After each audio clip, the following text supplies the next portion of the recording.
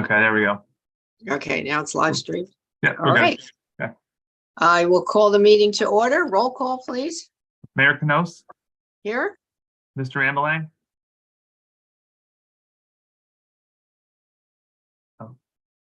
You're muted.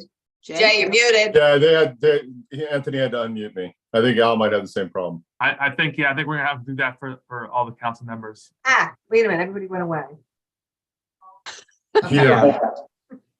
Thank you. Okay. I'm back. All right. Mr. Ambelang, Here.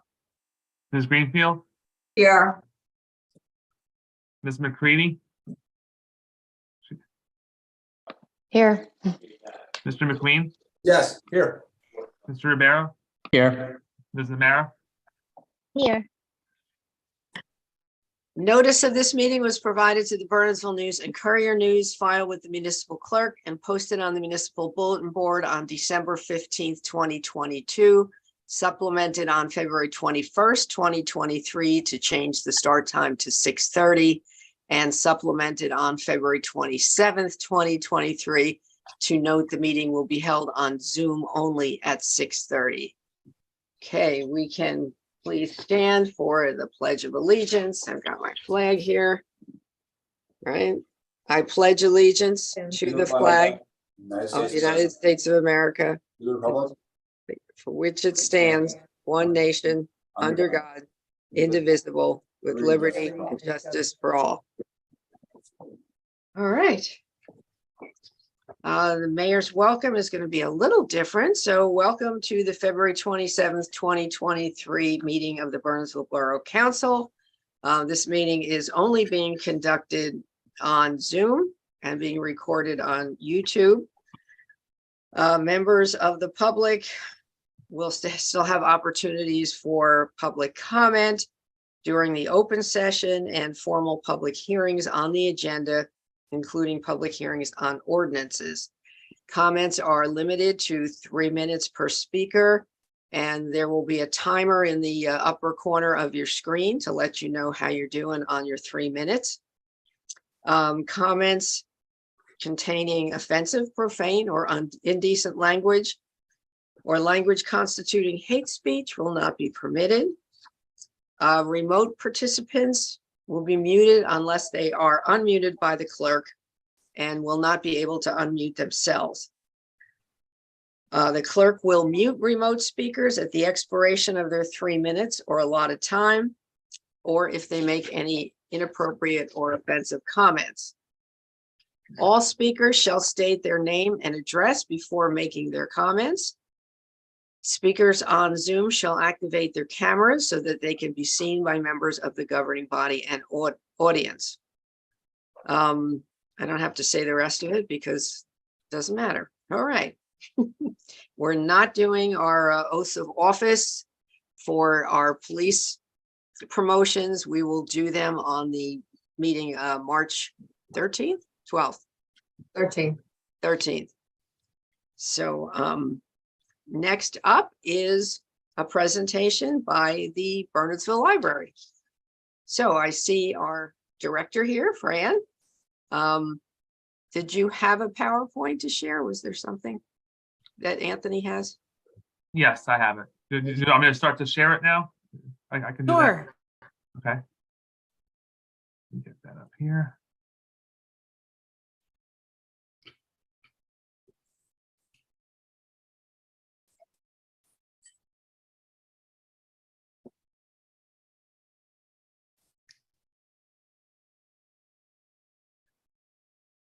All right.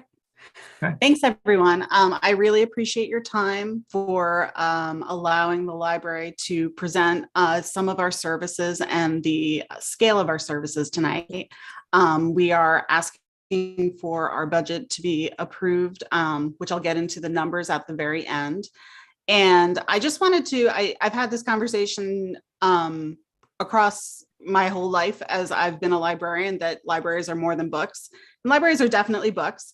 But I just wanted to share what kinds of things we do in case you're not an avid library user or you're not aware of the breadth of our services. So if you could do the next slide, Anthony, I'll go through most of these kind of quickly. I won't take too much of your time, I promise. libraries are about resources for sure. We have almost 80,000 items in the Bernardsville Public Library for sharing. And with our main consortia, we have about 2 million items. And through our RVF and MUF consortia, we have even more. We also have things like museum passes, audiobooks, lots of fun things, and lots of important ways to get information. If you go to the next slide. But it's not always about the physical book that you're holding in our hands. A lot of times it's about the opportunity that these resources provide, and also very much the technology and connectivity that we offer. So we're doing our best, and we're trying to look at how we can expand supporting businesses and career advancement throughout our community. We offer computer stations, we offer Wi-Fi, we offer Microsoft tools, and we serve a lot of varied segments of our community. Opportunity is a particular, a lot of people seek recreation at our library, a lot of people seek information at our library, and parts of our community come to go to yoga classes. Some come to our many children come to our story times. And we are also going back to offering ESL classes. For the some of the newcomers to our country, that's a huge offering that we have, and we are anticipating offering 2 classes this year. If you could go to the next slide. And libraries are, of course, very much about technology, that we have a new world with hybrid work environments. We have an increasing need for faster internet and better internet, and we're always working on that. We provide connectivity as an Office of Emergency Management site for a warming and cooling and charging station when other parts of the borough may be out.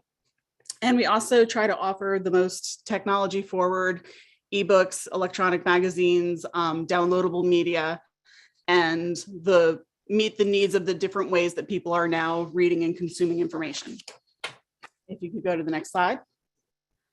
So like I said, that we try to partner throughout the community with the use of our space. We partner with OEM as a warming and cooling. We offer hybrid workspaces. There's a constant demand for more meeting rooms and more Zoom spaces, and the ones that we have are very much in use. Our meeting room is used by a lot of community groups. It's also just a place for families to spend time together. And I think that's all I have to say about that slide. If you could go to the next one. And part of our space and part of our services are definitely acting as a community center. The Dinosaur is there because of our summer reading program. It's a huge program. We have concerts. We have usually somewhere between 10 and 15 reference questions a day for trickier needs where people can't find the information themselves and they seek the help of our expert and friendly staff. We have fun things like mini golf. We have concerts and films. We have speakers. We have book clubs and yoga and meditation. We have a lot of different and unique offerings on a constant basis on our calendar. And we seek to promote the arts, to promote learning in STEM, and to promote just general access to information and knowledge.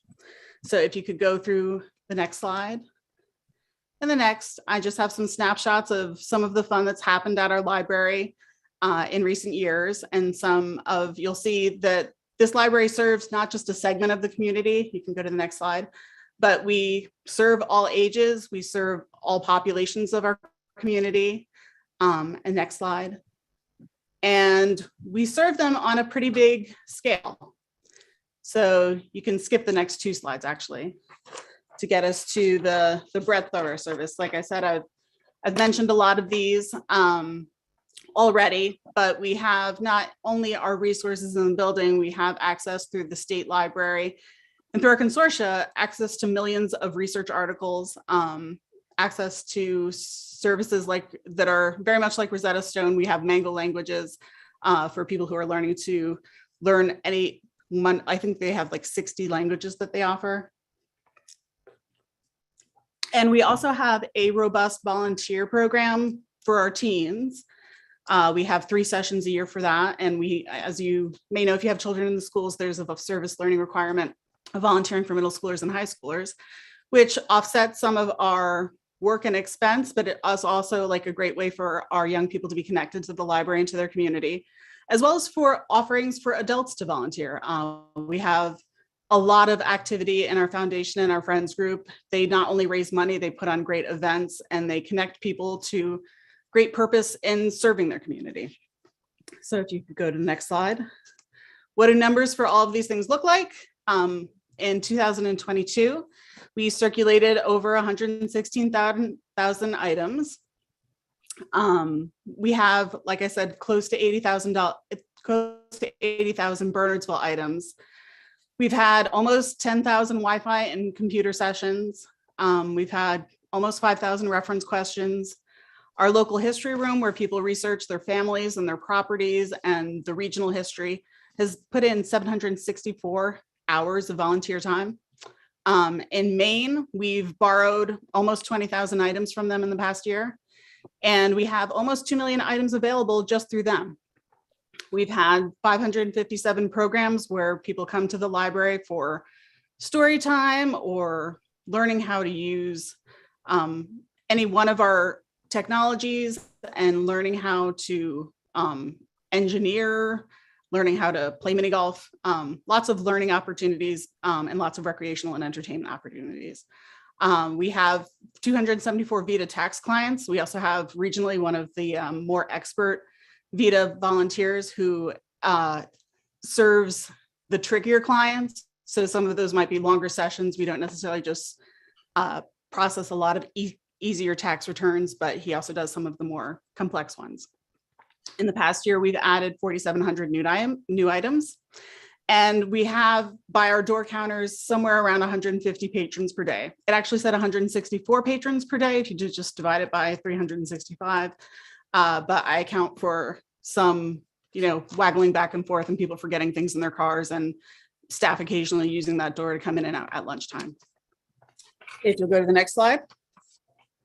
I know there has been chatter in the League of Municipalities with some Morris County political servants that, why do we have Maine? What's the purpose of it?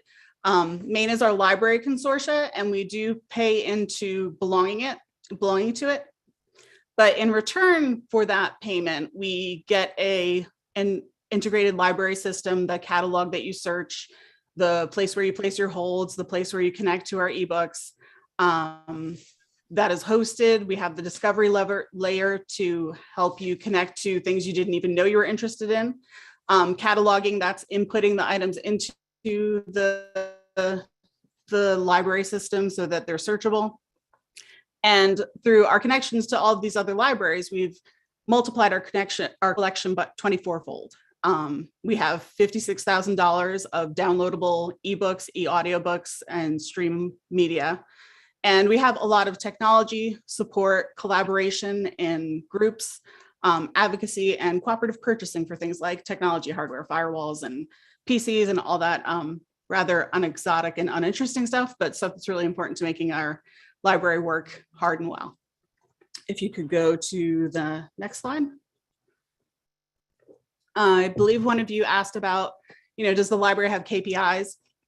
The library constantly collects and reports data to the state library, and it is very comprehensive. It collects everything from how many people walk in the door, how many people use the Wi-Fi, how many people ask questions, directional questions, where is the printer, to, how can I find out who my great-grandfather was?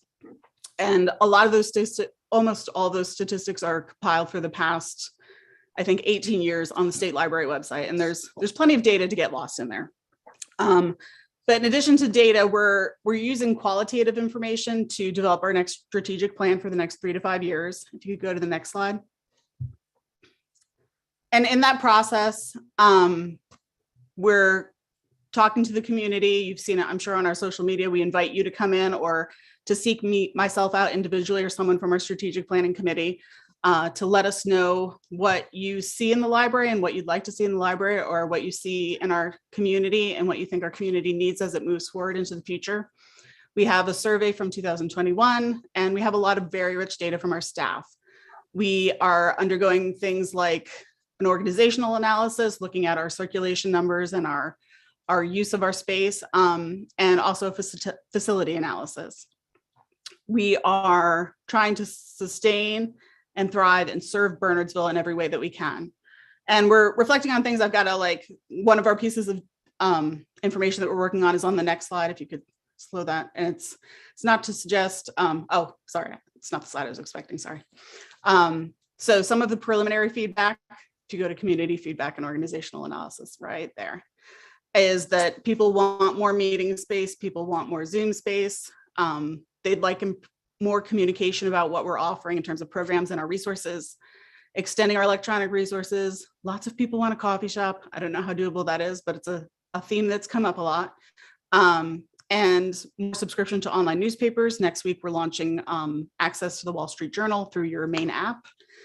People have asked for children's play areas, more entrepreneurial support, and to reconsider some of the use of the physical collections. And we'd love your feedback as well. Part of our organizational analysis is on the next slide. And this is not to suggest to burn any section of the library down. It's just, how is our collection used? In the yellow, it's a warm section. We have our fiction, our adult nonfiction, our career center, our ESL collection. Those all get lots of use. Our teen collection gets a little more use. Our DVDs, audiobooks, and new books are very, very hot. And our children's section is hopping. In 2012, 10 years ago, 34% of your circulation in this library was from the children's section. And in 2022, 49% of your circulation was from the children's department alone. So if you go to the next slide, in anticipation of the 3% raises for non-contracted staff that you're voting on tonight, we have increased slightly our preliminary library budget ask that we have. That budget is broken down into fairly fixed costs and materials and plant. Here, we've also forwarded on the longer Excel sheet for you. But the increase by an additional 1%, we were originally factoring a 2% raise for our staff. That one extra percent would cost an extra $7,900. So we've increased and changed our ask. We get a lot of support from our foundation and our friends. We also have income through fines, program fees, photocopies, and the per capita state aid from the state. And we are, in addition to this is our annual operating budget, we're undergoing a major renovation of the men's and women's bathrooms that are the only public bathrooms, I believe, in downtown through funding from a bequest. So if you go to the next slide. What does funding look like over the years? This past few years have been a bit of an anomaly. You can see that in 2012, we were in the 930s and it went up a little, went down. It continued to go up. And then the big red dot there is our coronavirus year, which changed our need for funding. There were also furloughs at that time, which provided an extra amount of money in our operating fund. And that money was spread over the past 2 years. So that's why our asks in 2021 and 2022 were distinctly lower. But as you can see, as we go into 2023, we're back where we were a few years ago. And that's already a lean budget for us. We've been very cognizant of trying to maximize every dollar that comes in the door. Especially like I'm a taxpayer. Everyone who developed this budget is a part of Bernardsville and understands the balance that you have to strike. But it hasn't gotten any expensive to run a library. So that's how we came to that number. And if you'll go to the next slide. We hope that you can see the value that we bring to the community. I know that you stand out regionally as being a fantastic town and wonderful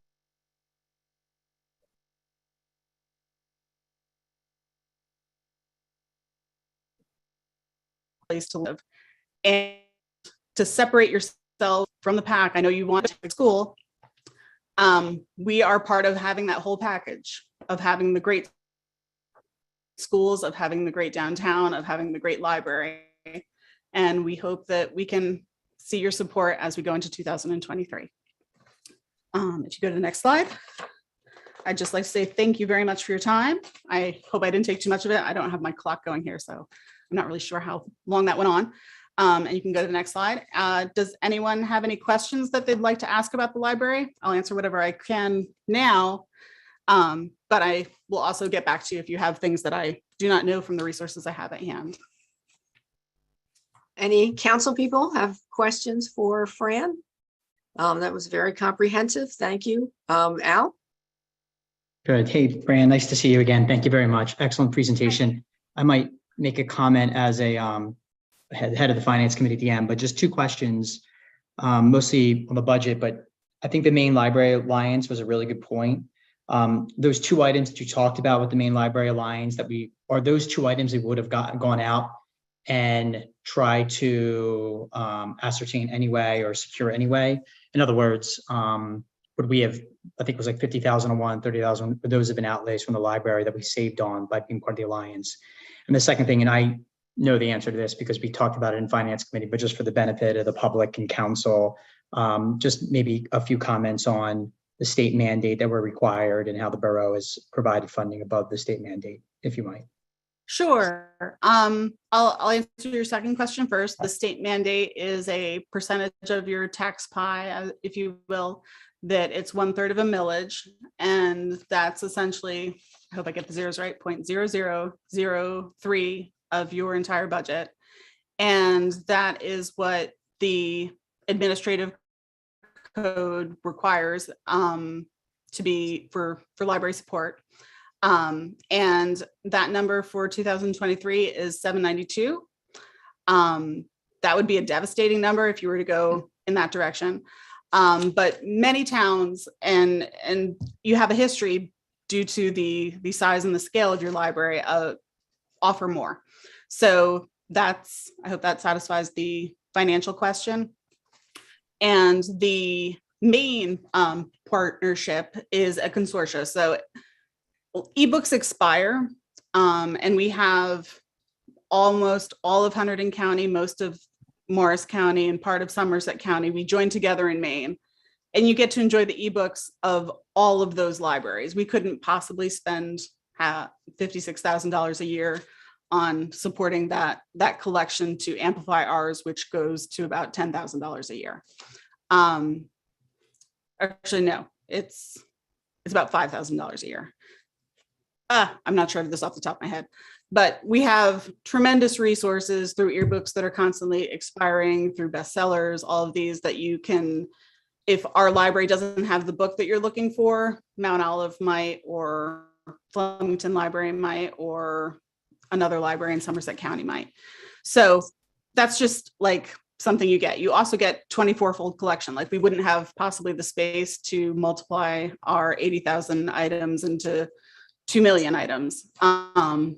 And we are able to offer not just like, wonderful bestsellers, but also some people have deeper interests in reading or in movie watching, and they are able to get just about anything across these 3 counties, often just as fast as Amazon provides it. So I know Amazon has a lot of next day shipping now, so maybe not so much anymore, but usually in 2 or 3 days, we get the item that anyone is looking for and ready for them. Even often bestsellers, we change our holds list around. The integrated library system is something that would cost us more than our main membership even costs. Like it's a shared services model almost, but it's done through a nonprofit vehicle. And that enables us to have a robust and sizable library system that is complex and fulfills holds, and we get great prices on delivery services as a large group. Is that what you're asking about Maine? Yeah, that was good. Thank you. Appreciate it. Gina, did you have a question? Yes, I actually, yeah, thank you. And thanks, Anthony, for unmuting me. I wanted to ask about the funding as well. So what Al kind of started to hit on, do you know when or if it's been always that the borough has added additional, like gone above and beyond what the state mandate is, or did that start? In a Sure, I particular year? have a spreadsheet that shows that, and so does Tom. I can send that to you. Great. But that'd I be believe great. as long Curious. as you've been in business, like we have a Yeah. spreadsheet that goes back to 2002 or 2004. Yeah. Been a long time. So in 2012, the millage was $820,000 and the borough contributed $933,000. Spot checking, it went down a little in the ensuing years. The millage has gone down and down and down. But the cost for the library and supporting staff, and especially this year benefits and pension costs, have not gone down at all. So if you go into 2017, the millage was 770,000 and the library contributed 974. I'd say more or less you've done a third of a mil plus probably a 15th of a mil. And that number sort of holds through going back to like 2005. I So can give Gina, you the chart. we have, Great to Send that to see. you. we Yeah, can sort that'd be this awesome. out. Thank you. Finance committee has different numbers than that, but we can sort that out, but it's largely similar. We gave basically even to the mill up until about 2010. Then we started to climb up. I think we went from anywhere from exactly 100% to up to 125%. And last year we were at 113%. So basically 13% above the state mandate. Okay, cool. Thank you. Diane's raising her hand. Go ahead, Diane. Oh, you need to be unmuted. Okay, thanks, Anthony. I have a question. You have ebooks and all these programs, and I'm wondering, you don't have to give me the answer now, but I want to know if you have the answer that I can get at a later date. How many people participate in all these? How many ebooks are rented for by a month? You have it. Sure. I have the annual in front of me. But, Yeah. I didn't mean to cut you off. I thought your answer. I'm sorry. It's a little well, chunky. no, I'm not. I don't want you to go through the whole long list, online because it'll take forever. But I'd like to know if we can have access to that so we can take a look at it. Absolutely. Ebooks last year were 5,200 spread across the year. Our program attendance is in every monthly library packet, and I have it right in front of me. I think it was somewhere around 60,000 attendees, some of which are the same people coming back. Like we have the same babies visit often with their parents, and we do count the babies and the parents. But we have, I want to say it was like 64,000 attendees. We often have 2 or 3 programs during the week. In the summer, we have them nonstop. Oh, here's the sheet. So let me get you the exact number while I have it and you're asking for it. In-person attendance, oh no, that was the in-person attendance. The in-person attendance in the library was 69,000, and the program attendees, I was off by an entire decimal, were 6,500. Okay, but what I know, but what I'm asking for is each specific program. You have, all right, this month you had this program, how many people attended this program? What I'm trying to get at is, are there programs, are you going through the programs and things that aren't used, or there aren't a lot of participants? Are you dropping them and saving the money on those things and concentrating on the ones that you are having more people attend? I'm just curious as to get a handle on, you're offering so many things that I can't imagine that people are coming in and using all of these things that we have. We just seem to offer a huge variety of different things from different areas. We also have a rec committee that does recreational activities. And I want to make sure there's not overlap going on that we don't really need to have. That's my question about that. So, I mean, I don't expect you to give me the numbers right now. I just wanted to know if there was a breakdown that I can look at and analyze, that I can see if I can get a handle on it. That's basically my question. Sure. Yeah, I can send that to you. I'd say generally our youth programs are the most popular. We usually have somewhere between 20 and 40 kids at anything that's for like grade 3 or younger. Mm-hmm. Our teen programs have less participation, but they're usually low budget for that reason. Like we'll offer things that we can do from the craft closet with our teen library associate. And if only a handful of kids come, that's okay. But our teen volunteer program will easily have 15 or 20 kids a night. Our concerts have not been as robustly attended, but those are sponsored by the Friends and are not part of our budget. But they were very much attended before COVID. So they're just sort of restarting that, I think, this past 4 or 5 months.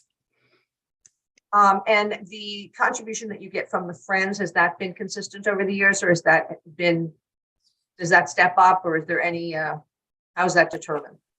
Sure. The Friends support specific programs. I don't have their exact figures in front of me. I do know the foundation for several years in a row has supported the library at $60,000 towards operating costs.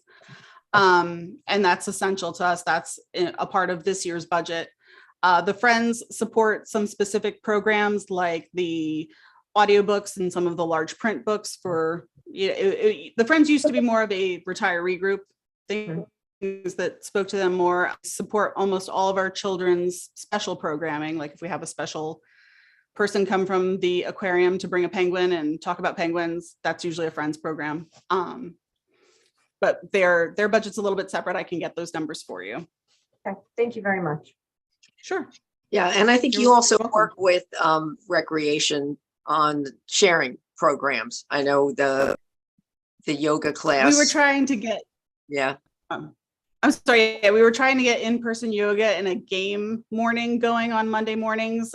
This spring, there was some difficulty in finding a yoga instructor to my knowledge. So recreation backed off of that, but they do hope to collaborate more in the future. So we're not really competing so much as trying to amplify each other's. Great, thank you. okay. Thank you, Fran. Anyone else from the council have questions? All right, well, Mayor- thank you. That was, Mayor? yes.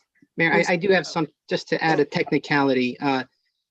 Fran asked us to approve their budget. That's not our role. We don't approve their budget as a technicality. That's up to the board. We just, when it's time for us to introduce and then adopt our budget is when council would decide what's allocated to the library and what's not, beyond the statutory required. Sorry for misspeaking there. Oh, no, it's okay. I just wanted to be clear. Christine, did you, go ahead. Anthea, So I wanted to add something which is for us to keep in mind, and that the library is really our only recreation center or community center per se. In addition, it serves as our emergency shelter. It has a lot of functions within the community that, you know, Fran didn't even go near, and they're so important. And I also wanted to share something that a young, she probably was about 10 years old girl said to me when I told her I lived in Bernardsville. She told me I was so lucky because whenever she goes to her library, they don't have the books that she wants, but Bernardsville does. So we're doing something right. And we have a great collection, and keep up the great work. Thank you. Thank you. And Mayor, when we're finished, I can add a few comments from Finance Committee too, considering there was something on budget, so much on budget. Can we just do that now? Yeah. Yeah. So first of all, we had a great, Fran, that was a really great discussion and presentation to council right now. And happy you did that. You know, I think it's important for everyone to see the services in addition to the budget ask, right? We went into a lot deeper detail in Finance Committee, and I want to thank Fran and her team for coming to us and spending additional time. I think everybody knows that the borough is under a lot of stress between the state health benefit program, inflation, other regulation coming from the state. We also recognize, though, that the library is under the same stress too, right? And you know, I think we're working really hard on the budget, trying to take into consideration of all the departments and the areas of the borough. And we hope to roll that out at the next meeting, at least introduce it. I think I'm hoping council will be pleasantly surprised. Just speaking on behalf of Finance Committee, you know, we're trying to make some investments and maybe even do more for areas like the library in that budget. So stay tuned, more will come. But we're hoping that council's pleased with what we've been able to work on over the course of the last few months. And we're going to finalize it over the next 2 weeks and hope to roll it out at the next meeting.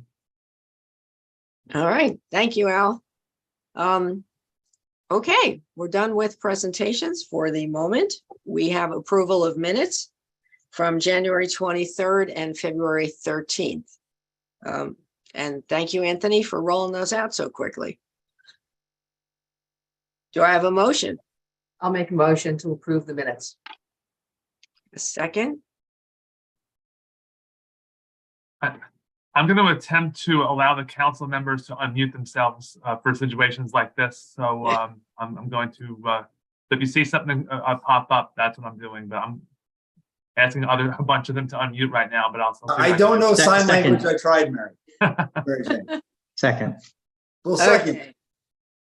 All in favor, just go like this. Aye. Aye. Aye. All right, good. And now it is time for our open session. So if anyone in the public would like to be heard, please remember to give your name and address before you speak.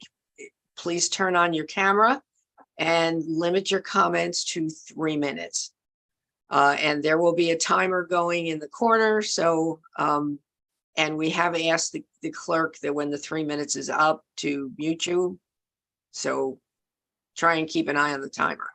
I see Madeline was the first one I saw up.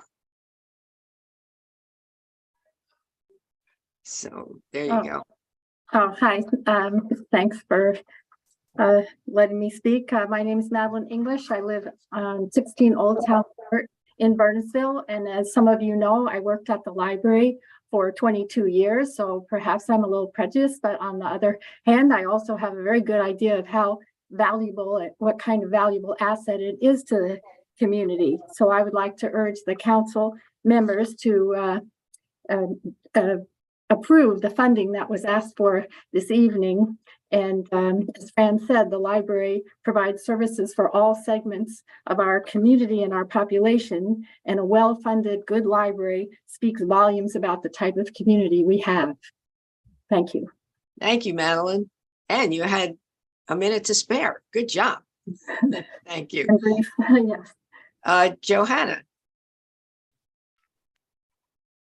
Hi, Johanna Wistinger, Washington Corner Road. I'm speaking as environmental commissioner, although I want to thank, I love the library and I use it a great deal, so I appreciate it and I'm glad that you all support it. Two things. One is the Environmental Commission would like for Earth Day to have a borough-wide cleanup. I'm coming to you for your blessing for it and make sure that I do it right. I will definitely think about safety. We're going to try to promote it, and we've done this before, I believe. Bernardsville has done this before, but it'll be residents on a volunteer basis. They can gather in their neighborhood and just generally clean up. It could be families or whatever. I have someone on the Environmental Commission who is a great media person, so we'll do Facebook and Instagram. We don't have a lot of time, so we're going to work on it. That's Earth Day, the 22nd. The 15th, Raritan Headwaters does the stream cleanup, but that's 2 areas, and it certainly isn't the whole town. And the 29th is when we're going to have the e-waste, styrofoam. We're giving away the shade trees, giving away trees. So we'll be doing a lot on that, but it's not Earth Day, so we wanted to do that. So I just want to make sure that I come to you first before I spin my wheels. And the other thing is for 2024, I heard the mayor last meeting, and then I saw in the newspaper. So the Environmental Commission would like to do 2 things, a spring thing and a fall thing. The spring thing would be to have a pollinator bee farm tour. I discovered when I do my little shticks at the farmer's market that there are quite a few people that have even little portions of pollinators. And Bernardsville now is a member, I'm a participant of a large group through the Great Swamp, the Pollinator Workers. This is the 2nd year that I'll participate with that. I know some of you know it. I saw the mayor buy some last year. So I would like to do that in the spring. I'm telling you now so that we coordinate a date, because I know it's going to happen. The nice days are going to get taken up. The recreation is going to want to use it. I want to coordinate for that one with the school, because I may want an indoor place. For the fall one. So in the fall, I'd like an aqua fest. It'll be totally on water, quality, quantity, just the science of water. And for that one, I'll work with the Works Department and the school. We haven't, through the COVID, we've kind of not worked as closely with the schools as we would have liked. This is the EC and the schools. So I'd like the committee for 2024 to keep that in mind, that those are two things that we would like to work towards if you agree that those are good ideas. So, thank you. Okay. Thank you, Johanna. Maybe put them in writing and send them to me. I think that would really be helpful so that we kind of keep our eyes on them. And I will take them to the Centennial Committee as well. Okay, thank That would be great. All right. I think the crooks were next. Mark. Yes, thank you. So Mark Crook, 16 Columbia Drive. Some of you will recognize me as a member of the library board. However, I've joined tonight really as a Bernardsville resident. Long before I got involved with the library board, I was a patron of the library. I was impressed by the quality of the facility we have, the resources that it has to offer, and what it gives to the community, which led to my volunteer involvement. But really, as we're talking about budgets, what I'd like to urge you is to continue to fund the library at the level you've done in the past, so we can maintain the resources and what it provides for this community. I think it's a central pillar in the community in a lot of ways, especially supporting education that we need. And I ask again that you would continue to fund it as you've done in the past and maintain the status quo that we have. Thank you. Thank you, Mark. Yeah, my name is Teresa Dibiak-Cook, same address, 16 Columbia Drive. We've been resident of Bernardsville for the past 15 years, and I've been a frequent user of the library, mostly checking out books, the magazine, the programs. In general, I find it very welcoming, very friendly. And again, as same, I would urge the board to support the library at the same, at the current budget levels. Thank you. Thank you. And for those that don't know, Mark is the treasurer and does an amazing job with their budget and their accounts. For many years, you've done that. So thank you. I think Mark Walden was next. Yes, hi, Mark Walden, 40 Liberty Road, Bernardsville. I'm also the co-president of the youth football program. Basically, what I just want to bring to the council's attention today is I know we're all aware, or I would assume we're all aware, of the bid to replace the high school turf field that came in at around $890,000. So that actually was a wake up to me. And you know, I have a son in high school and a son in 4th grade. And we're on that turf field at Veterans Field all the time. And I've been working with the rec department, Bob and Leah, over the past couple of years. Been very good to work with, and very willing to go that extra step to help us out. But I think what the council really needs to start looking at is a better maintenance program for that field. I sent emails to Doug Walker, John McDowell, and Bob today. There are 2 rips in the field that have been there since last season. There's stones all over the field. There's bags of sand that are on the field. If we don't put in place a better program to maintain this field, it's going to cost more than that to take care of, and it's not going to last half as long.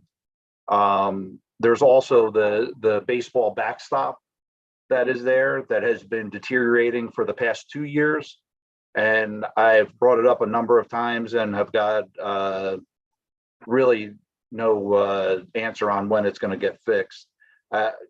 I don't know if part of the issue is the co-op, if we're using co-op contractors to make the repairs, but the 2 that I know that have been done have not been done very well. And I've actually had to go back and make repairs to the repairs that were done. So again, I love the programs. I like the field. I work very well with the rec department, but I think really there has to be a better view on the maintenance that needs to be done to that field. Thank you, Mark. Thanks for sharing. Kathy Peachy. Hi, good evening, everyone. Kathy Peachy, 70 Chilton Street. I would like to join the library bandwagon and encourage the council to consider approving the library funding. For as long as I've been here in Bernardsville, which is a long time, the library has been an integral part of my experience here, positive integral part. And as Councilwoman Greenfield pointed out, and Mayor Knos pointed out, they work collaboratively with the Recreation Department. And I have enjoyed affordable yoga classes at the library, which I appreciate as a, I hate to say it, but as a senior citizen, I really appreciate that. Maybe I don't hate to say it. So I appreciate the programs that come out of there. Oh, and full disclosure, I just joined in a voluntary capacity as well. So I'm working with the library in that fashion. So I really hope that we continue to support the library and all the good programs that it offers us as a town. Thank you. Thank you, Kathy. Anybody else from the public? I don't see any other. Oh, John, I see you waving your hand. John Bertoni. Can we? There we go. Yeah. Fine. Thank you. I was looking for the raised hand and I couldn't see the raised hand anyplace. John Bertoni, 36 Locust Drive here in Bernardsville. I am also speaking on behalf of the library and imploring you to consider the library's ask at the current levels for our budget for 2023. I am on the board of trustees. I am the president of the board of trustees of the library. I am also an ex-friend of the library and constant patron of the library since I've come to the town. Listen, I've been with the library in the library since Sandy, since all the other events. I've been through mini golf. I have been through 9/11s that have all gone. It is a centerpiece of the community, and some of the programs and some of the improvements. I think you saw them today. The improvements are for the community's use and continued use and optimization of the space. It's not for books, all right? Not a lot of it's for book optimization. It is for meeting rooms. It is for them to come in and use the space when it is open. And part and parcel of that is to have library staff who, Al, when you've looked at the budget line items, the vast majority of our budget is staff. So if we don't have the budgets to be able to keep our staff in there, we can't keep the library open, and then the community can't use it. And that's what we're trying to avoid. We are tight, we are an efficient group, and we're doing things and making improvements for the community. We're not doing things blindly, and I really do implore you to keep yoga going. And I appreciate all of our volunteers that come in as well. They're all great. I appreciate your time. I really do appreciate your consideration, and I look forward to working with the council, with the community, to make the library the best damn place imaginable. Thank you, John. I have to say the library board and have really committed volunteers. I mean, you've had some of those board members for years who really go above and beyond. They really are a pretty impressive group. And I'm sorry, that Terry is, not doing so well, but she's coming back. So, I mean, she's a bull. She is, yeah. Because she was president for many, many years. She was. She recruited me. Yeah, I remember that. Yeah. So, yeah, but she's in our thoughts. Yep. All right. Thank you. Anyone else from the public? I don't see any hands up. I don't see anybody waving at me. I think we're good. All right. I will close the public session. And I will open the public hearing on ordinance 2023-1952, an ordinance providing for the improvement of Campbell Road in and by the Borough of Bernardsville in the County of Somerset, New Jersey, and appropriating $300,000 therefore, constituting proceeds of grants from the New Jersey Department of Transportation. Would anyone like to be heard on this ordinance? I don't see any. I'll close the public hearing. Christine, would you like to move that? I move to pass ordinance 2023-1952 on final reading and adopt as published. A second. Roll call, please. Mr. Ambeline, Yes. Ms. Greenfield, Yes. Ms. McCready, Yes. Mr. McQueen, Yes. Mr. Romero, Yes. Ms. Samara. Yes. All right. I will open the public hearing on 2023-1953, an ordinance setting fees for lead paint inspections and supplementing and amending Chapter 11 of the Borough Code entitled Property Maintenance. Would anyone like to be heard on this exciting ordinance? Look, the mayor does have a sense of humor. Seeing none, I will close the public hearing. Diane, would you like to do that? Thank you. I move to pass ordinance 2023-1953 on final reading and adopt as published. I'll second. Roll call, please. Ms. Samara, Yes. Mr. Romero, Yes. Mr. McQueen, My most emphatic yes in 4 years. Ms. McCready, Yes. Ms. Greenfield, Yes. Mr. Ambeline, Yes. I will open the public hearing on ordinance 2023-1954, an ordinance concerning off-duty employment of borough police officers and amending Chapter 2 of the Borough Code entitled Administration. Would anyone like to be heard on this ordinance? Seeing none, I will close the public hearing. Gina, do you want to do that one? Where's Gina? Did I lose Gina?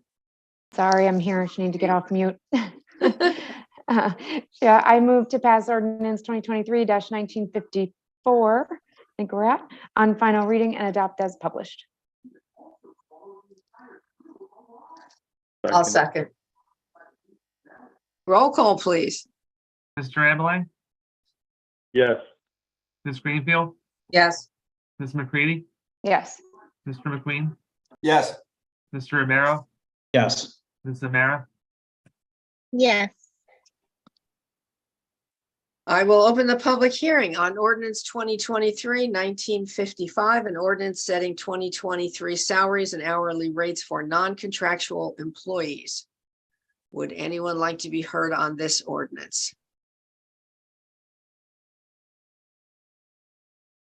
Seeing none, I will close the public hearing. Jay, would you like to move that one? I move to pass ordinance 2023-1955 on final reading and adopt as published. I'll second. Roll call, please. Ms. Samara, Yes. Mr. Romero, Yes. Mr. McQueen, Yes. Ms. McCready, Yes. Ms. Greenfield, Yes. Mr. Ambeline, Yes. I will open the public hearing on ordinance 2023-1956, an ordinance concerning local enforcement of the Uniform Fire Code and amending Chapter 15 of the Borough Code entitled Fire Prevention. Would anyone like to be heard on this ordinance? Seeing none, I will close the public hearing. We'll go back to you, Gina. Okay, I move to pass ordinance 2023-1956 on final reading and adopt as published. I'll second. Second. Roll call, please. Mr. Ambeline, Yes. Ms. Greenfield, Yes. Ms. McCready, Yes. Mr. McQueen, Yes. Mr. Romero, Yes. Ms. Amara. Yes. Chad, I'm going to ask you to move introduction of the next one. Sure. Hang on, let me go back there. I was ahead in the agenda here. Are you talking about 1957, Mayor? Yes. I move ordinance 2023-1957, supplementing amending of Article 12 of the Borough Land Development Regulations, title zoning, to amend the downtown zone, establishing a maximal residential density limitation, be introduced by title, passed on first reading, and published according to law, and a hearing be scheduled for a meeting beginning 7 p.m. Monday, March 13th, 2023. Second. Second. Okay. All in favor? Aye. Aye. Opposed? Abstentions? All right, moving on to resolutions. We have 2370 through 2377. Any that we want to discuss separately? I think they're all pretty. Yeah, I did not. Same here. I have to abstain from one of them. Oh, the bonds? 74.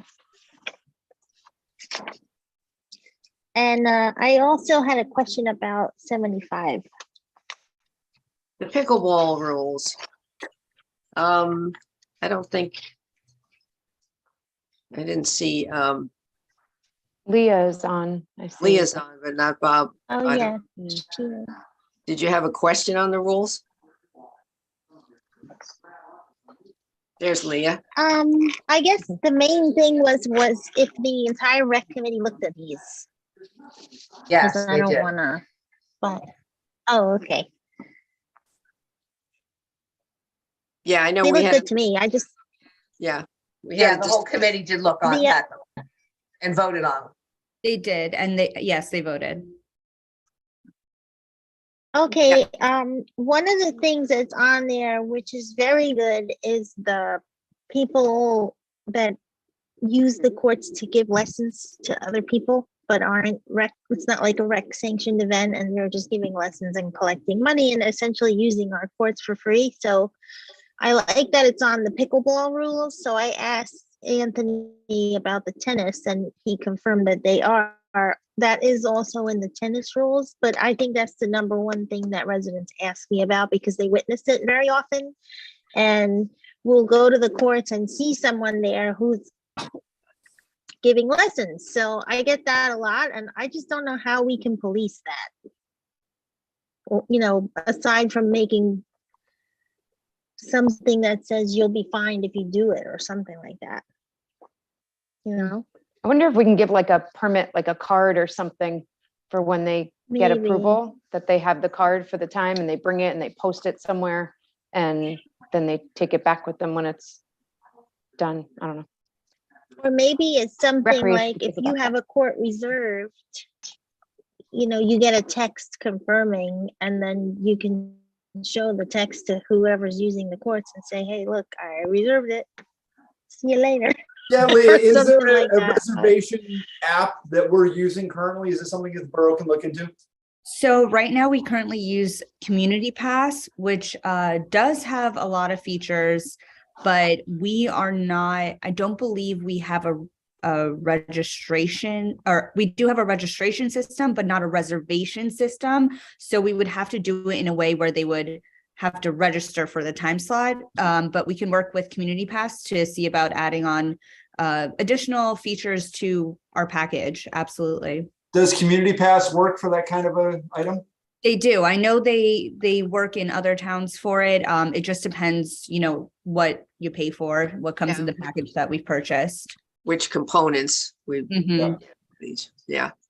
I think that would be really And the helpful. other question is, are we letting the residents of other towns use these? Like, how is that gonna work? We have to, right? Yeah, if it's yeah, It's Green public. Acres property. If it's considered Yeah, Green okay. Acres, it's open to anybody. Yeah, so Community Pass does have a registration management software. Maybe it's something we should look into. Well, Mhm. no, We can reservation, Reservation. reservation. Reservation management software, yes. Okay. Mhm. Yeah, so that would just be the difference of us contacting them and having them either add it to our current package or opening up that resource for us. Look, I think it's not a bad idea. You can do first come, first serve, but that typically can have problems. A simple online app-based reservation system would clear up a lot of things. I think we're gonna have to test out certain things and see what works and what doesn't. So, Yeah. I did trial and error.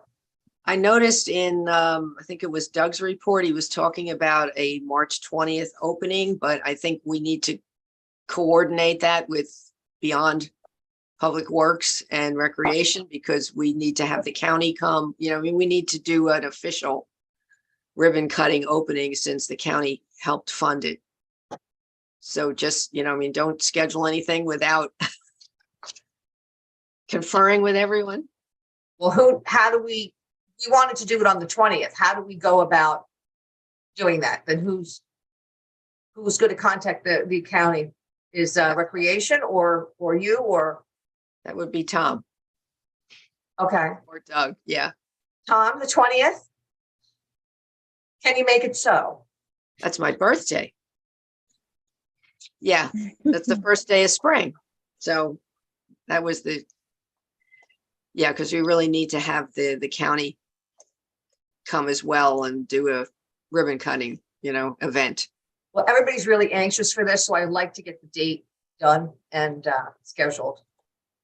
Yeah. All right. So anything else on the resolutions? Would someone like to move them? Can we pull out 2374? Yeah, we pull out So the we can vote it bond, separately. or Just can the they bond. abstain separately? Jay That's fine with me, too. need to abstain on 74. Can you just? Christine and Jay are abstaining. So On we just just, that one? Okay. yeah, so we can do it that way. Yes.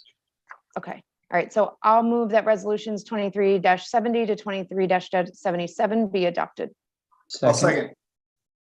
Okay, so roll call. Ms. Zamara,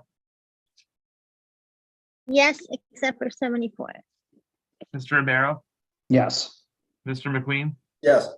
Ms. McCready, Yes.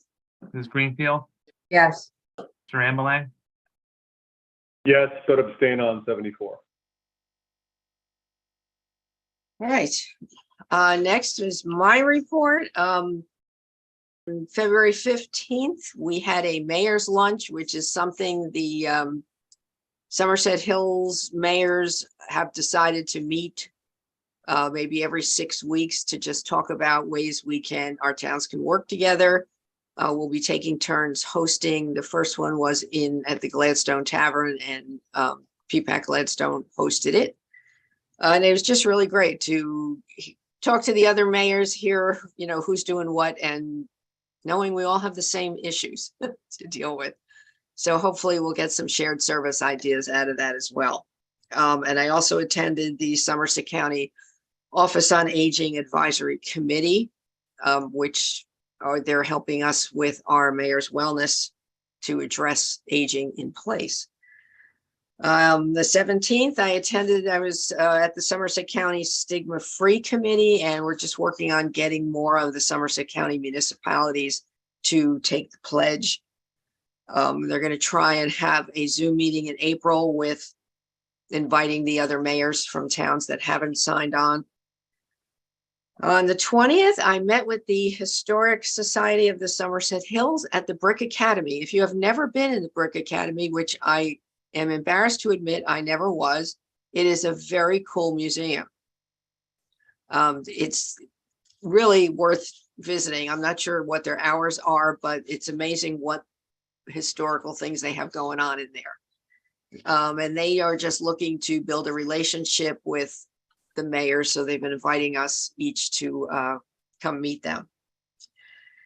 We met with Joe and I met with the car wash owner, just talking about where we are with redevelopment down there, and he's been really very supportive cooperative. So it was nice to have the opportunity to give him all the information he needs about what's going on down there. We had another request for an Eagle project. So Tom and I met with Bob Markowick to look at what kind of projects are available or things that we need done. We suggested trail kiosks, which I think would be really nice to have. So we'll see if that goes over. I attended the planning board meeting on Thursday, which was a record half hour. I hope they're all like that, huh, Jack? Mary Jane, it made my week. Isn't that great? I know. And then the Housing and Zoning Committee also met, and they were talking about the rental of accessory buildings that we referred to them from our last meeting. And the good news is I got a letter saying that we have moved up from bronze to silver in the mayor's wellness campaign. So we are no longer a up and coming healthy town. We are a healthy town to watch. So we're hoping next year we get to be a healthy town. So we've gone from bronze to silver. So that's exciting. And we'll get a new banner and that we can hang down at the polo grounds. That's my report. Tom, do you have anything you want to report on? Just a couple things. First, on behalf of myself and all the non-union employees, thank you, council, for approving the salary and wage ordinance. As part of the collective bargaining process, those raises are negotiated and they go into effect January 1 for the unionized employees.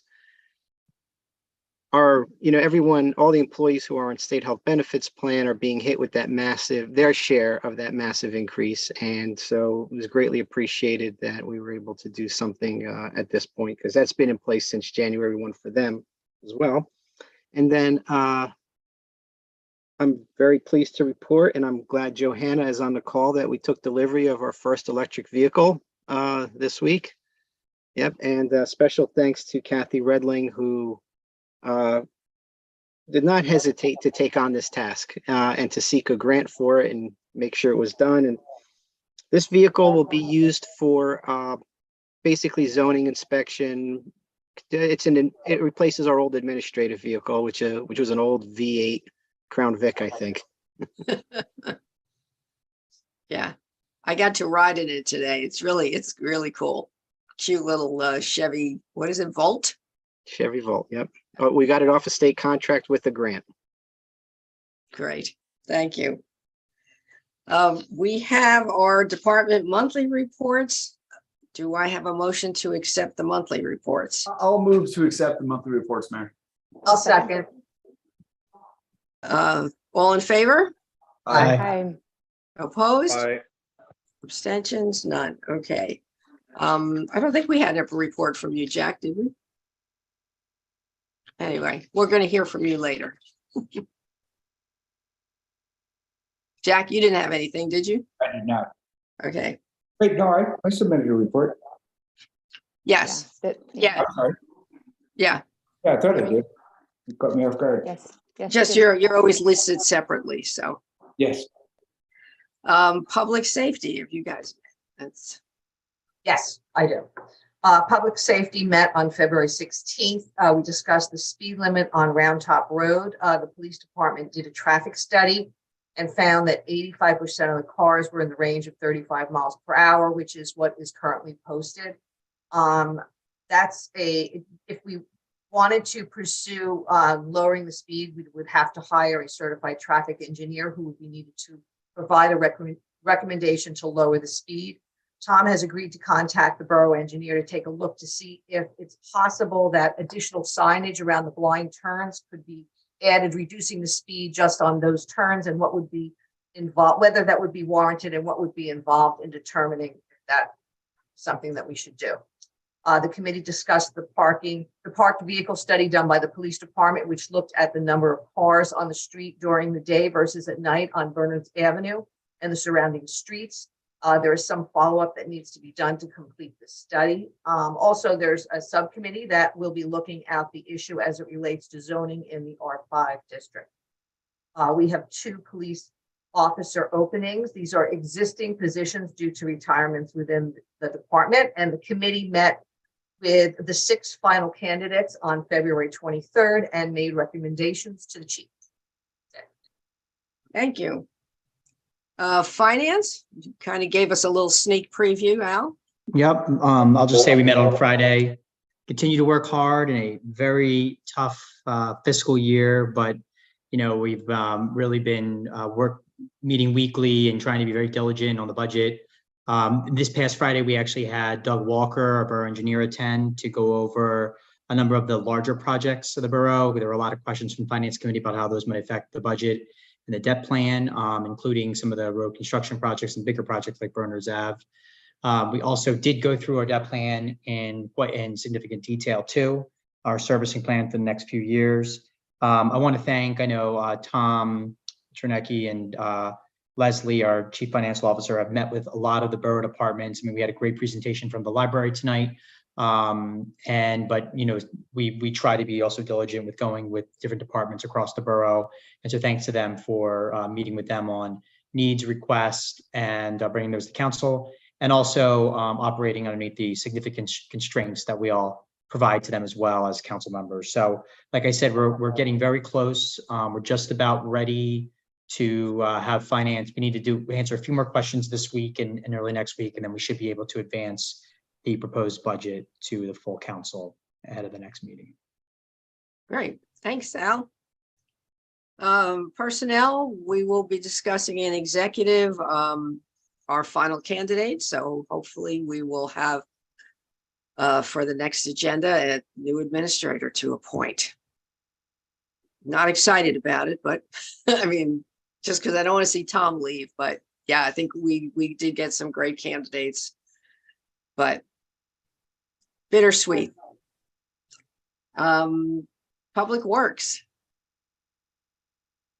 Public Works is meeting tomorrow because we have a special meeting scheduled with the Bernards Avenue neighborhood. We're just going to update residents. They've been invited. We sent them each a notice, and we also posted it on social media and on our website. So anyone who's interested in finding out more about the Bernards Avenue reconstruction and the surrounding roads, please come tomorrow. It's at 6:30 at the Sacred Heart Chapel on Bernards Avenue. In addition to that, we have several projects that are in the works. I won't go into detail on all of them unless someone needs detail, but the pavilion at the Polo Grounds is still in the design stage. The West Street and Boylan sidewalk, the grant we already approved last council meeting, so that's in progress. The pickleball courts, we're working through some of the concerns, and we already discussed the potential opening date of March 20th. So we'll nail that down at some point, hopefully in the next week or so. The library roof replacement is kind of on the back burner while we work on the pavilion at the Polo Grounds. And that's a basic gist of all the projects. Thank you. I thought I saw it was March 6th is about when we're supposed to get the the pavilion plans. I thought that was a projected date, so Yes. it's pretty soon. That's the Good. date. Yeah, okay. Thank you. Christine, can I ask what the issues that Mark Walden brought up in the beginning, can we take that to Public Works so that we can talk with John and Doug about the field maintenance? Of course, that's the first I heard of it. So it could be because we didn't meet this week because of the Bernards Avenue meeting. So maybe that's why we hadn't heard of it until now. But it sounds like some stuff that we can easily keep an eye on. I don't know. Does anyone in rec know if those turf fields are being used right now? I see Leah just popped on. Yeah. Like, is there a sport on them right now?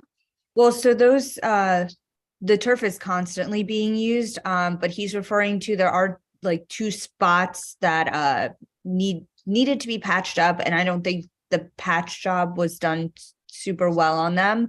But I believe we've already contacted someone to come repair that. So I'm not sure what else Yeah. needs to be done. Backstop you talked about. The backstop, was it? Backstop.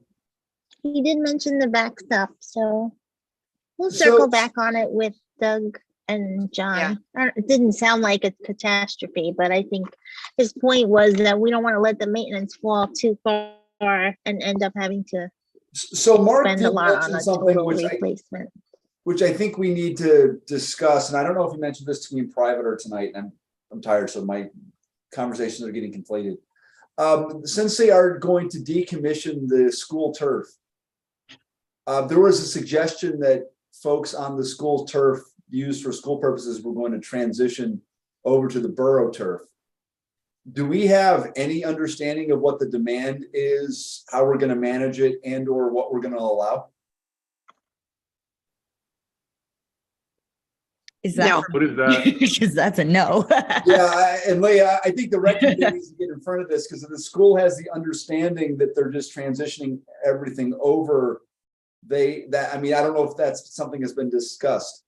The last time we asked about it, they said if this wouldn't be happening until at least next summer, so it's not something urgent we have to worry about right now. Okay. That was the last I heard. Let's just make sure that we stay in front of it so that it doesn't become an emergency. Correct.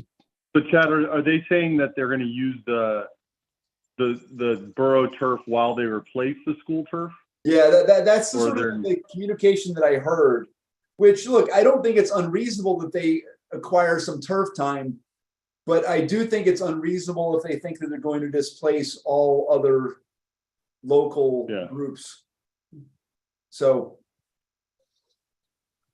I think I saw Mark's hand up before, but Mark, if you could send a list of all of those things that you discussed to Recreation and to Christine, and you could CC me on it for Recreation, then maybe we can take a look at them with Public Works and Rec together and solve the issues. Yeah, I sent a number of emails today with some of the issues that have been reoccurring. I can forward those emails to you, anybody who would like them. I was actually planning on bringing, printed pictures of them to the council meeting tonight. So I wasn't all that happy when it got moved to Zoom. But again, it is all maintenance issues. The backstop isn't it's very close to being a safety concern, but it's really more an issue that if we keep letting it go, it's going to cost more money to fix in the long run. So Mark, can you send those pictures? Diane, Diane, I just sent them to you because Mark sent them to me today. Okay, Great, hang thanks. on. Can we just centralize this? Tom, can you have it go to the personnel who should be dealing with it? So it's not, it'll get done faster if it goes right to Tom and Bob instead of circling through the committees. If it's something that needs to be looked at right now. All right, Tom, can you follow up? We're having a staff meeting tomorrow and it'll be on the agenda. Great, thank you. Thank you. Any liaison reports? I'll give a quick planning board report. Like Mary Jane said, we had our world's fastest meeting of 30 minutes.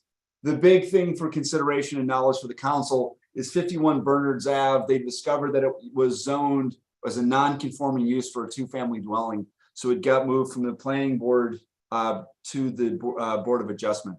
So that application was withdrawn and moved to that committee. Diane mentioned a subcommittee. I'm leading a subcommittee with Hal Simoff and Jeff Horowitz on looking at the R5 zone to evaluate parking and seeing if there's anything we can do from either setbacks or other zoning issues to help improve the parking situation in that area.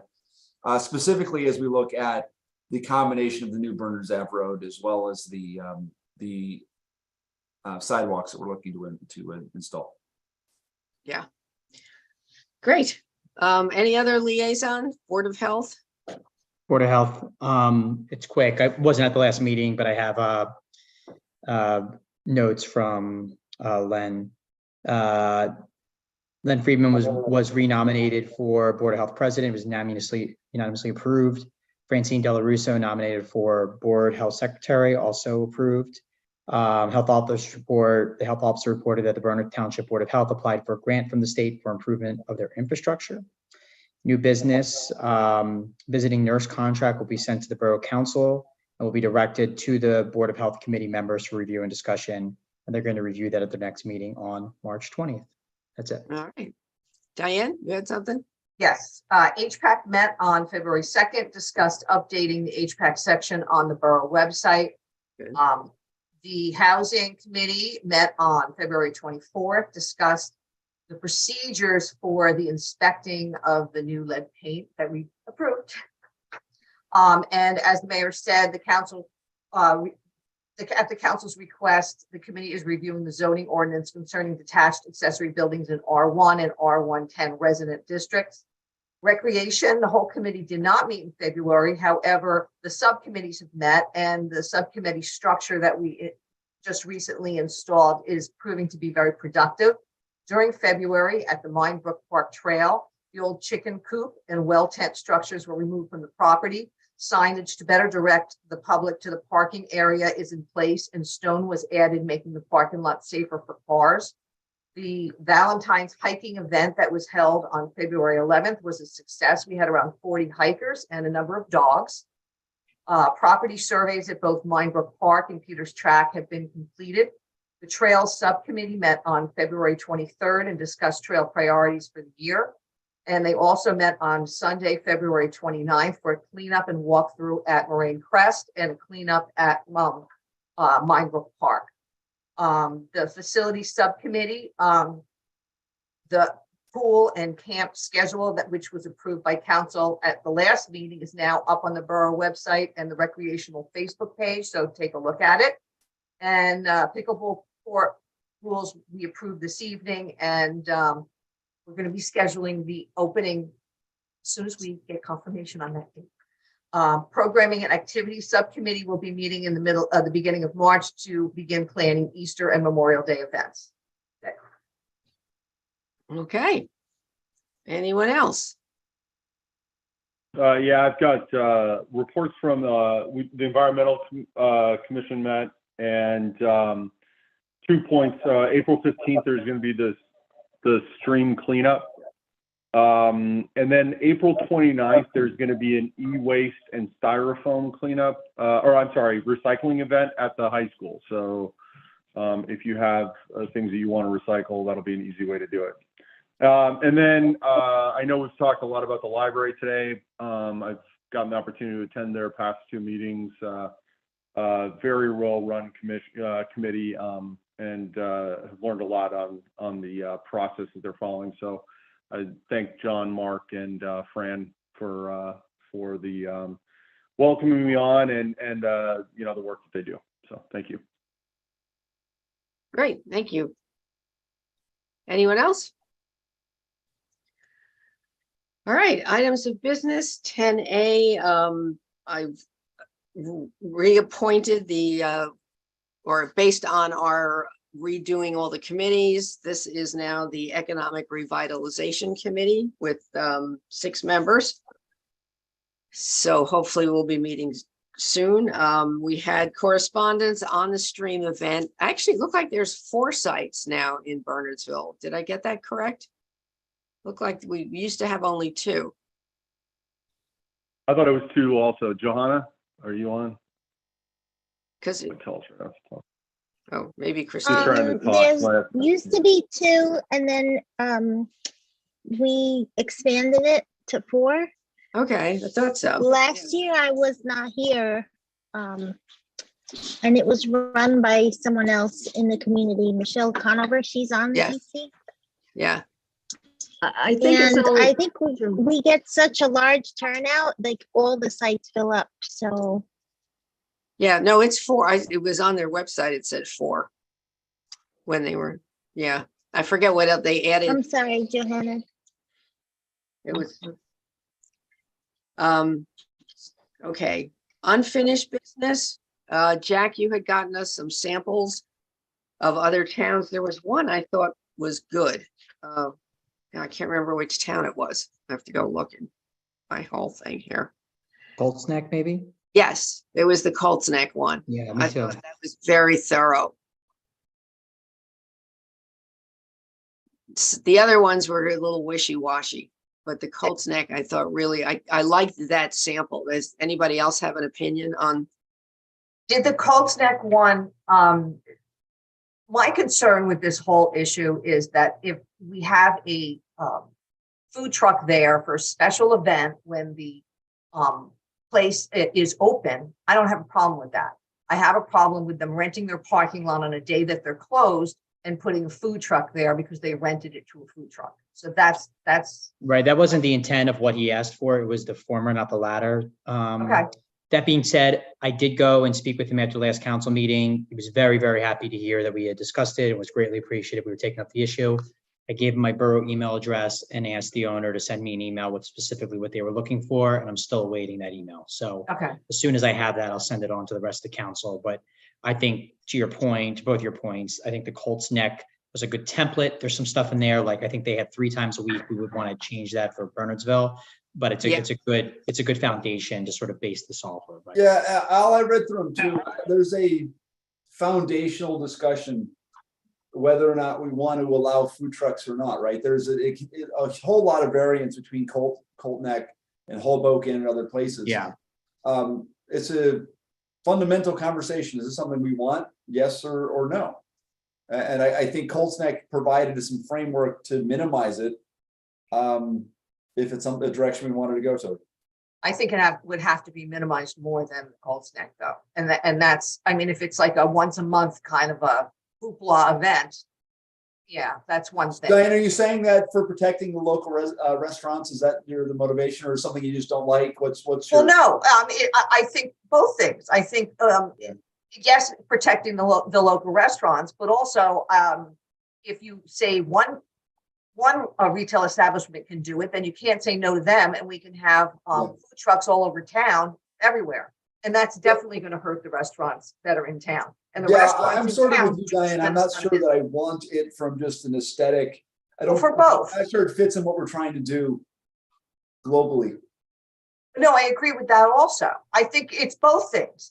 They're interchangeable to me. So. But I think, right now we allow them for special events. Yeah, and I don't have a problem with that. That's okay. Yeah. But not like a weekly special event. No, to me, like Diane, a special event's like a once a month kind of a thing. I think I would be willing to get to something like where you are once a month. I've seen what the lobster pot one in King's Plaza or the old King's Plaza. I'm the first one to go line up because we don't have a lobster restaurant in town, right? I would be willing to entertain something that's less frequent but special. Yeah, and we can pilot something, right, and see how it.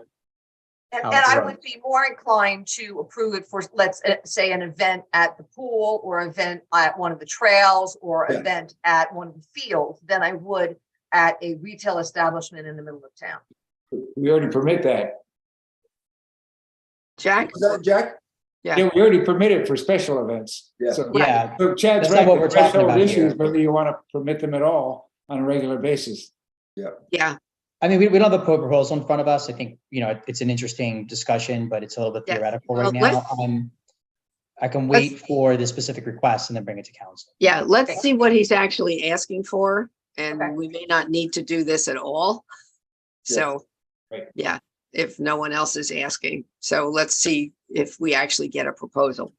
But I do think, I'm sorry, Mayor, to Councilman McQueen's point, there is a philosophical question I'd like to have, because I think that with where we're going with the borough and trying to create a better sense of community and more downtown revitalization, that allowing businesses to do something like this in a limited fashion could be helpful. So I'd be open to I would love to have this debate at some point. Yeah, I would be willing to have that conversation too. And I like what Diane said, once a month seems about the right. It's because we don't want something that's cannibalizing others, but I could see it having some value. Yeah. Or you can just deal with it on a case by case as people make requests. You know, we can That too. see, yeah, Well, then you risk being accused of being arbitrary. well, that's true. You need some kind of standards, so Yeah. you can't just. Jack, we're just gonna make you decide. Or, you could also do that, one business can do it a certain amount of times per year, and that's it. This Yeah, way, absolutely. that's actually better, because then this way you're not stuck with like, okay, Memorial Day weekend, every business in town has a food truck. Well, Yeah, but and then I it's think more there's some promotional. additional- So for example, if the King's Plaza wanted to have a food truck, there's really no traffic or other impact. Versus, let's just say that the station wanted to have a food truck on the corner of Claremont and 202, that's a different kind of scenario. So I'm not sure it's a one size fits all. Well, what I liked in the Colts Neck is that they can't take any parking spots. Yeah. So that really limits where you can put one if they're not taking, Oh, that's true. a Yeah. shopper's parking spot. We don't have a lot of other places. So where are they going to go? Basically, the Middle of the ShopRite, the street? King's Plaza, and some of the bigger parking lots Yeah. in the borough. Right. Okay, well, to be continued. Do we have any new business? Nothing? All right, so now we have our second public session. So if anyone from the public would like to comment, please, again, camera on, give your name and address, and Anthony will have a timer in his little box so he can, 3 minutes, you will be muted. Aaron, I saw your hand up. Where are you? Yeah, he's got to unmute you. Where did he go? Oh, here he is. Oh, I lost his box. Okay. Actually, but Still we don't not hear you. unmuted. Your microphone is not on, maybe. Thank you. There Sorry you about go. that. Now you see why I come to the meetings in person. I'm not very technologically savvy. Aaron Duff, 51 Crestview Drive. I wanted to just say I applaud the council on its introduction of the zoning amendment ordinance. I think that it's an important first step. I think it recognizes that the zoning code could use some improvement, so I think it's very welcome. I would like to hear from Mr. Sabo or from the council at the next meeting how that number was arrived at. The maximum density number seems like it seems high. Seems like something that you would see more in a larger urban town setting than in a community size and character of ours. So maybe some comparisons would be helpful if we could hear that before the public hearing or at the public hearing between other towns in Somerset Hills or surrounding area. And one more thing that I thought of when I saw the ordinance posted this afternoon was actually a comment that Councilmember McQueen had at a recent planning board meeting, that one of the potential or one of the problems with the current zoning is that there's no first floor commercial use requirement in the downtown core. To me, that's what makes your downtown vibrant, is the shops, the restaurants, the retail. That's what gets people coming in. And you want to have more of that, more options for shoppers and diners, and people, make it a destination to come to Bernardsville. And I think without that first floor commercial use requirement, you're going to get more conversions of commercial space into residential. And that's, that's going to less commercial space. I think less available storefronts is going to raise the rents for the other remaining businesses. It's bad for them. I think it's bad for shoppers. I just think it's bad for the downtown. So I would like to hear why something like that in the downtown core wouldn't also be advisable when we're talking about amending the downtown zoning. Yeah, Aaron, there's a couple different thrusts at this. One is a revisit to the ordinances in general that will be done at the planning board. There are some things that we want to do. I don't want to use the word more emergently because I'm speaking for myself. There are things that we want to move forward to control density issues that need to move faster than the global revisit. There's other things that need to be looked at there. Yeah. This is the first step. A good first step. I but a guess, first step. yeah. So I understand, and maybe that's to the commercial use point of it. So maybe some focus on why the introduced ordinance came out at the number it did. Yeah, okay. Yeah, for our next, when we have the public hearing, we'll see if we can't have that information on hand. All right, Kathy. Yeah, Kathy Peachy. She's Right. muted. She's got to be unmuted. She's muted. Where's Anthony? There. Okay, you're good. Kathy Peachy, 70 Chilton. Thank you, Aaron. I appreciate your concerns, and I appreciated Chad and Diane's comment, first good step. I appreciate that. So I continue to put my trust in the council. I have a couple things here. Tom, I only just had the pleasure to meet you recently, so I appreciate, and I can feel that it's bittersweet to let you go, but I wish you all the best. Oh, thank you, Kathy. Yeah, you're welcome. Thank you. Then I also appreciate the council creating the meeting regarding the Bernards Avenue situation at the Chapel Hill.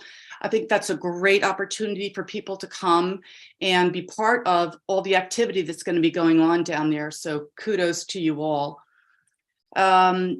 I have a question about who is actually responsible for the maintenance of the field and track up at the high school, because I think his name was Mark, to that point, the field may have its issue. The track is in total disrepair.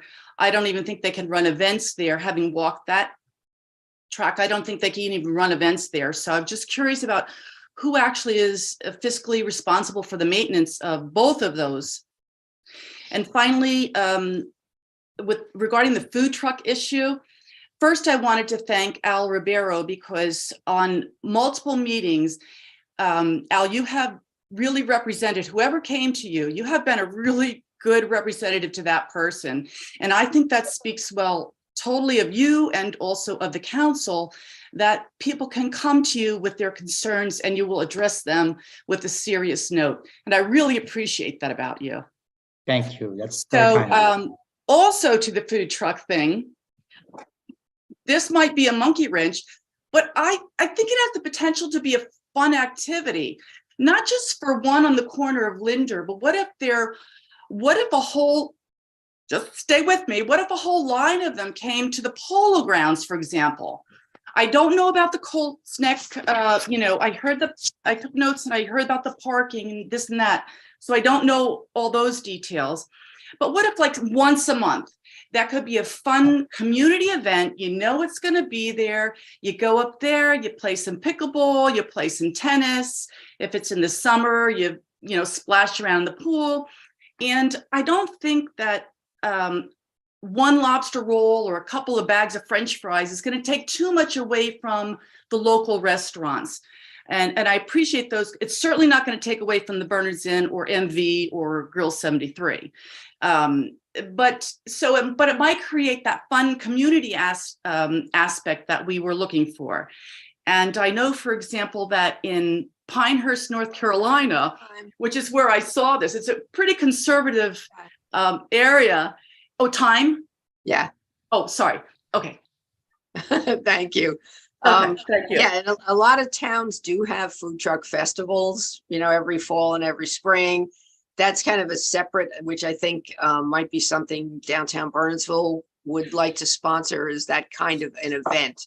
Well, but even once a month, like in Pinehurst, Pinehurst has it regularly. That's a very, like I said, conservative community. And it just was my experience there that I'm sharing with you all. So like if you had it once a month at I'm just saying the polo grounds, just kind of a fun thing that people either can or cannot participate with. So just a thought, I'm just throwing it out there. Yeah. Thank you.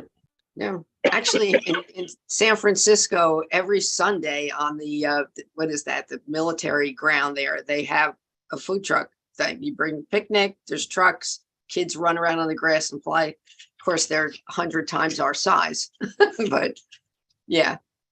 It's like anything, it needs people to plan it and make it happen, but thank you. Yeah, food trucks are fun.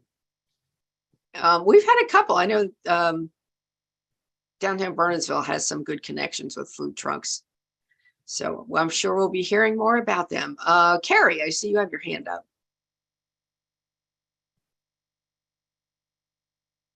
He's muted. No, There I'm you not muted. Thank you very much. I just want to thank Kathy to start off for always being so positive and thanking everybody and recognizing when people are doing a good job, because that keeps everything light. And in terms of what I'd like to say tonight, I want to harken back to what the resident who lived, Councilwoman Greenfield's neighbor said about her accessory dwelling that is currently unrented. And I know that the planning board, Councilman McQueen has said that they're looking into that for the zone 5 and the zone 10.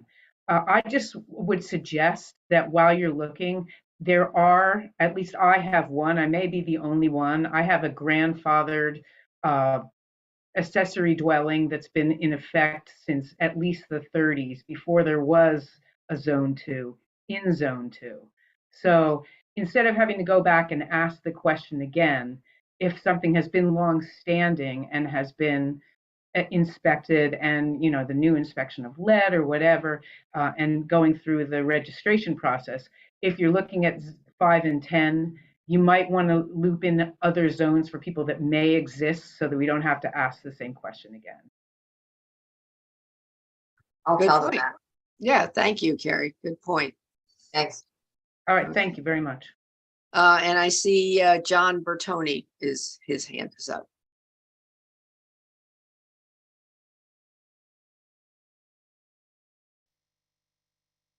You unmute him? Yeah, I did. He's still on mute. Wait a minute. Can you? Yeah, I had asked to unmute a couple times. Yeah. I think you have to unmute yourself now, John. There you go. There we go. Sorry, mouse finally worked. John Bertoni, 36 Locust Drive. A couple things. I can confirm to the borough that when the weather is above 40 degrees every Saturday, every Sunday, all morning, there's a pro out there teaching tennis.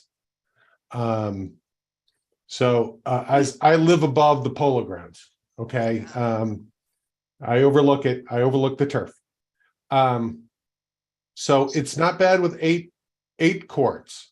Usually somebody can, usually there's one, maybe two that are available. But if you got 3 pickleball courts and the pros taking it up, that's a different thing. So I would recommend looking at either some way to schedule it or some way to control it. We run into the same issue with meeting rooms at the library. So we've got tutors that come in and do things professionally. So we understand. Second is I look forward to the plans for this pavilion, as I'll get to see it all the time. I would ask the borough to seriously look at the engineering for the land around where I think the pavilion is going. And I assume the pavilion is going to replace the existing shack. No. No? It won't be on the same spot. No. Okay. Yeah. Nonetheless. It'll be closer to the school. Closer to the school. Yeah. That's great. Nonetheless, there is all the runoff from my neighborhood hits the back corner of the turf. And there is no drainage, no sewage that takes that water away. So it gets a little swampy when we get some rain. So, and all the water runs that direction. So I would just recommend taking another look at that as a, as you do it. the last thing, listen, everybody's talking about food trucks. Once a season, once a month, great. Once a week, Too much. too much, Yeah. too much. Okay. That's it. Thank you very much. Appreciate your Thanks, time. John. Thank you. Mark's got his hand up again. Mark Walden. Yes, Mark Walden, 40 Liberty Road again.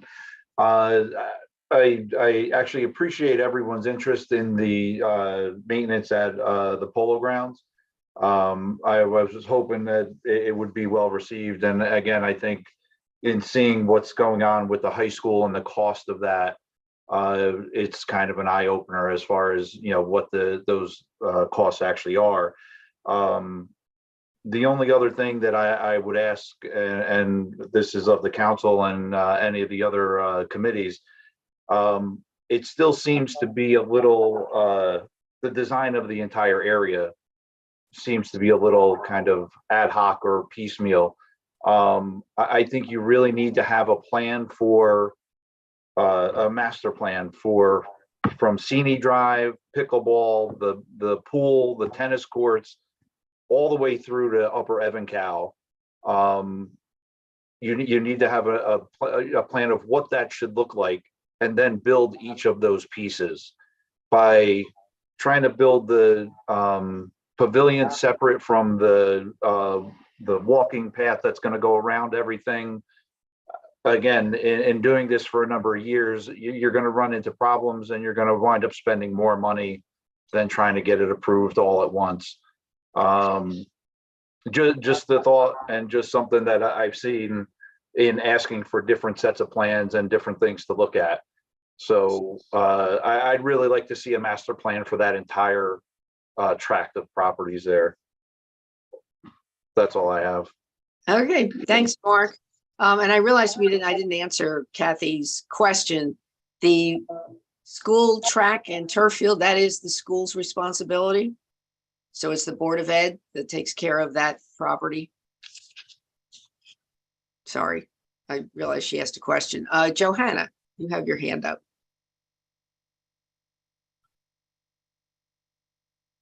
I'm trying to unmute. There you go. You're good. You're good. Two quick things. I think it's important, as much as we love food trucks, to keep in mind that not only do they compete, but they have very low overhead, and our restaurants do not have low overhead. And so that's a serious competition that we should consider.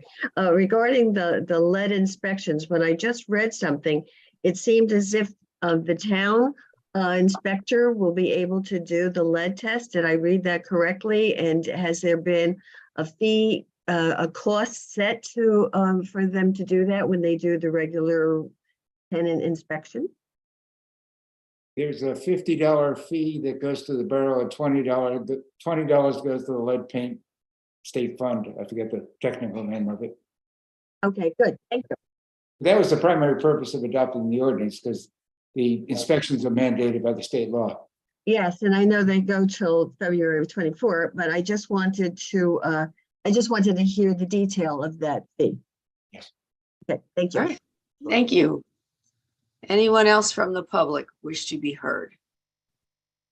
I think that was all the hands I saw. Oh, wait a minute. There's one more. Kathy Peachy's back. There you go. Okay. Yep. Hi, Sony Chilton. So I just wanted to be sensitive to John Bertoni's comment. As a resident that's above that property, I understand why they want to address lights and placement of buildings and so forth. And I'm glad he brought that up. And I think the council and we as a town need to be sensitive to that community, the communities that live up there. I certainly am sensitive to it because of all the downtown development that's near me. So John, I just want you to know that I hear that and I appreciate that. And I think it's real. I also just quick Googled, because I do love Joanna and I listen to what she says, that the impact of food trucks in a year really doesn't impact restaurants significantly. So, and especially if it's only once a month. Once a week, John, yeah. I hear you. occasionally or once a month, with residents, and that goes actually to the turf with the high school communities too.